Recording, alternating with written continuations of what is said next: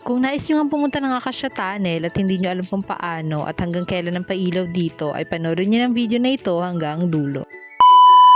Day off nga ni auntie nyo at kaka-scroll niya sa Facebook ay nakita niya yung post na nag-open na ulit yung Acacia Tunnel dito sa Palawan. Naganda-gandahan na ngayon siya dyan na para may mababago pa sa pagmumukha ni ante. At sumakay na rin siya ng motor dahil kahit hindi siya kagandahan ay dapat passenger princess pa rin yan siya. Biyahe na ngayon sila dyan dahil aabuti ng 20 to 25 kilometers from Puerto Princesa going to Acacia Tunnel. Hindi pa ngayon sila nakakabili ng 4 wheels kaya motor-motor lang muna ang mga person. Habang nagbibiyahe ngayon sila dyan ay may mga nadadaanan na rin silang maliliit na Acacia Tunnel pero hindi pa talaga yun ang final. Mula nga pala sa Puerto Princesa, ibabaybayin nyo ang South Road papunta Acacia Tunnel na abutin kayo ng almost 1 hour depende sa sasakyan nyo. Nakamotor lang nga kami dyan at tinabot kami ng 1 oras. Siguro sa sunod pag naka 4 wheels na kami ay kalahating oras na lang yun. Sa ngayon nga ay mangangarap na lang muna kami at magsusumikap dahil hindi naman kami pwedeng umasa sa gobyerno na mabibigyan kami ng sasakyan. Ay talaga naman. Ganun lang naman talaga ang buhay at kung ano ang meron dyan ayun ang pagtsagaan. May nakasabay nga kami dyang 4 wheels na parang medyo nakakakaba naman sundan dahil parang nakita ko na ito sa final destination. Medyo kinakabahan nga kami sa mga bakal-bakal na yan kaya naman nag-overtake na lang talaga kami. Pero hindi nga nagpalupig yung may-ari ng sasakyan kaya yan pinauna na lang namin. Kung nakakanood nga kayo ng final destination ay mag-overthink din kayo pag may nakita kayong ganito. Mabalik nga tayo dito sa biyahe ni auntie nyo at talaga naman ang gaganda ng tanawin dito sa South Road. At kung suswertehin nga kayo sa biyahe nyo ay makaka-face to face nyo yung mga monkey dun sa may Santa Lucia bago makarating ng Gintong Butil. At kapag nagutom kayo ay daanan nyo na rin yung tag 300 na Lumi Batangas dun sa may Tagbarungin. Kahit 30 pa lang ngayon ng hapon na makarating kami sa Acacia Tunnel kaya wala pa talagang pailaw. Pero kahit nga wala pang ilaw ay maganda na talaga yan siya. Hindi nga siya kagaya ng mga ibang tunnel na mga simentado pero dito ay mga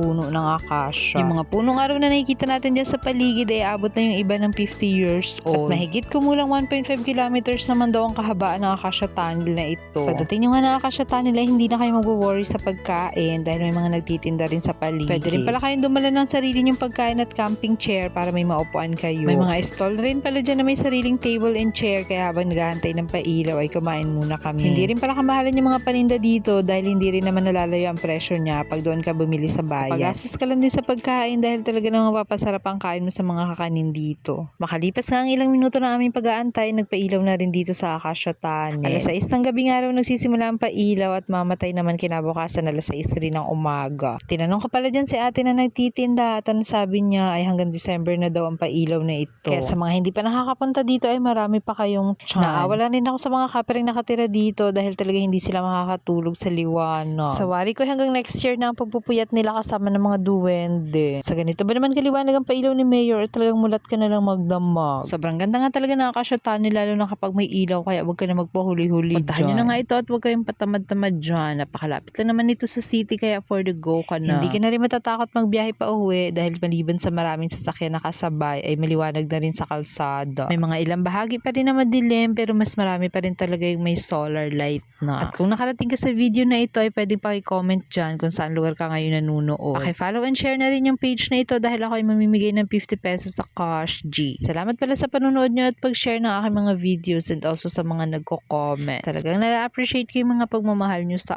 akin. Kaya ang masasabi ko lang ay hanggang sa muli.